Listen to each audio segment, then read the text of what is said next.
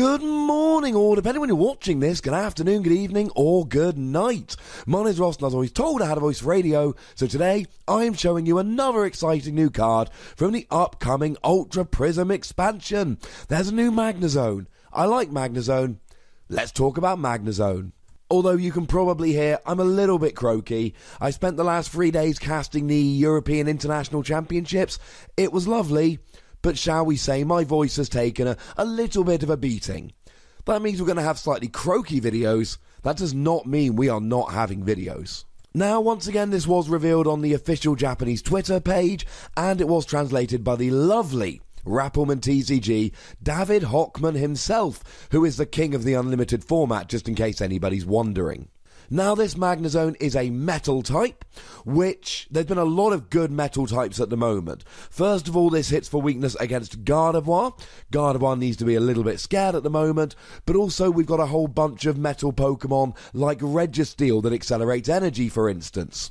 Or Kartana with the ability that discards a special energy attached to one of your opponent's Pokemon, and the GX attack that just allows you to draw a prize. Metal is a typing which has been getting a lot of love lately, and Magnezone is only adding to this. Now, it is weak to fire as they all are, which could be an issue with Volcanion, and there's a weird thing going on at the moment because Volcania's not seeing much play because it's very weak to Gardevoir, which is seeing a lot of play. But with Gardevoir presumably going to be seeing less play because of all the metal love we're getting, and metal Pokemon becoming good, that should see an increase in play of Volcanion. And of course, resistance to Psychic is good because, you know, Garbodor will always be good. And you take 20 less damage, which is pretty nice. Retreat cost of 2 is the worst retreat cost possible because it's not a retreat cost of 1, but you don't get to use Heavy Ball. Boo. And 150 HP is on the slightly low side for stage 2s in the Sun and Moon block, but 150 is about right. It's not too far off. Now, Magnezone does have an attack. It's not particularly great. 4 metal energy, well, 3 metal energy and a colourless, 4 in total, 130 damage, and then you can't attack next turn. Now, that's a little bit weird. Well, it actually reads, cannot use this attack next turn, but given that it's the only attack it has, that is tantamount to not attacking next turn. Unless you use something like a Shining Celebi, for instance, which would then allow you to use the attacks of your pre-evolutions. Anyway, it's not a good attack. It's very overpriced. And, 4 for 130 is not particularly good. It will have its uses. 130 is quite good as a number, hits things like Registeel and Volcanion, etc., which is nice. 130 is a lot better than 120, and it is a non-GX that only gives up 1 prize, but you're only one-hit KOing non-GXs here, and you're not even doing all of those. You would get something like a Greninja, but you wouldn't get something like a Greninja Break, for instance. It's fine as an attack which can KO non-GXs with a non-GX in a pinch, yeah. But I really don't think you want to be putting 4 energy onto Magnezone. No, ladies and gentlemen, the headline here is about the ability, and stop me if this sounds familiar. As often as you like during your turn, you may attach a metal energy from your hand to one of your Pokemon. We have seen this ability time and time again on a variety of Pokemon. We actually saw it in the very first Pokemon set ever. In the base set, Blastoise had this ability. A lot of people, when they see an ability like this, will be thinking Blastoise, because actually the one from Plasma Blast, which was itself a reprint of the one from Boundaries Crossed, had the same ability. Ladies and gentlemen, this has been good for a long time. We saw it with Emboar for Fire Pokemon, well, Fire Energy, and more recently we've seen it with Magnezone. That's right, ladies and gentlemen, we already have a Magnezone that has this ability. It just so happens to be a Lightning-type Magnezone that has this ability for Lightning-type energy. Now, how long it will stay around for? Not terribly long. It was in Breakthrough. Ultra Prism is going to be our February set, so we'll only have a few months between new one coming out and old one rotating.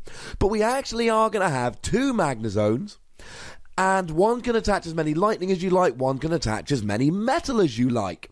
And you could, in theory, play both of them in the same deck. They are part of the same evolution line. This is pretty nice. Now, to be fair, the Lightning Magnezone does have Clement, the supporter card, which allows you to search your deck for 4 lightning energy, which is actually incredibly handy in a deck like that. You don't have anything like that for metal, so it's not quite so easy to get the energy in your hand, but you've always got Professor's Letter, you've always got stuff like Octillery that you can use to draw extra cards to draw into the energy, maybe Zoroark GX, which is pretty good at the moment. The thing is, if we look at these kind of decks historically, they are good if they've got good support, good attackers, and they're bad if they don't.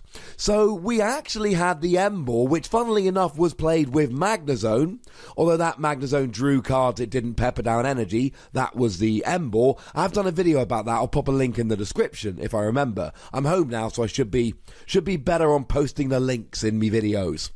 And what's interesting with that one was that Magnezone was a great attacker.